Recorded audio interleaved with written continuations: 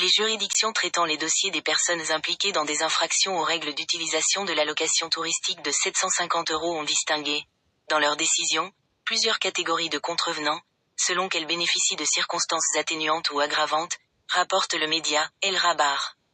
Elle différencie notamment ceux qui ont quitté le territoire national de manière régulière et y sont revenus également de manière régulière, sans respecter le délai de 7 jours, de ceux qui ont quitté légalement le pays mais sont revenus de manière irrégulière.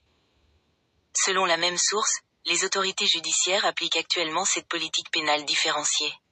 Ainsi, pour les contrevenants qui ont traversé les frontières légalement dans les deux sens, la contestation des décisions judiciaires et la régularisation de leur situation auprès de la Banque d'Algérie ont conduit à des décisions de prison avec sursis, au lieu d'une peine ferme. En revanche, les personnes ayant quitté le territoire de manière légale mais y étant retournées de façon irrégulière ont été condamnées à des peines sévères, pouvant aller jusqu'à 5 ans de prison ferme, indiquent les mêmes sources. Cela montre que la politique pénale n'a pas été assouplie pour cette catégorie. Ces données révèlent des différences significatives dans la qualification des infractions liées à la bourse touristique et les faits présentés devant les procureurs et juges d'instruction. La distinction se fait entre le non-respect du délai de séjour prévu pour bénéficier de la bourse et le franchissement irrégulier des frontières nationales. L'accusation est donc adaptée au type de faute commise, ce qui détermine la manière dont les juridictions traitent chaque dossier. Violation des règles de l'allocation touristique, 20 personnes en détention provisoire. Par ailleurs, certains dossiers sont actuellement examinés par le pôle national pénal économique et financier auprès du tribunal de Sidi Mohamed à Alger.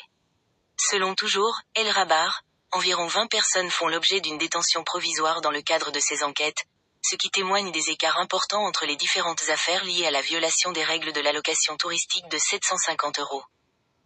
Les textes réglementaires de la Banque d'Algérie prévoient un délai de 5 jours pour que les contrevenants régularisent leur situation avant toute poursuite judiciaire, leur permettant ainsi d'éviter la détention provisoire, comme cela a été le cas pour plusieurs citoyens.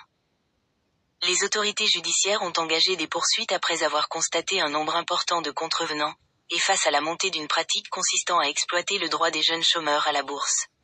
Certains bénéficiaires se contentent de couvrir les frais de voyage et d'hébergement en Tunisie, puis s'approprient le reste de la différence issue de la conversion de la devise étrangère en monnaie nationale sur le marché parallèle, pouvant atteindre jusqu'à 5 millions de centimes par personne. Conséquences des infractions aux règles de la bourse touristique. Ces pratiques contournent le droit du bénéficiaire à la devise, qui exige un séjour effectif de 7 jours. En cas de non-respect, le bénéficiaire doit restituer le montant à la Banque d'Algérie dans un délai de 5 jours ouvrables suivant son retour.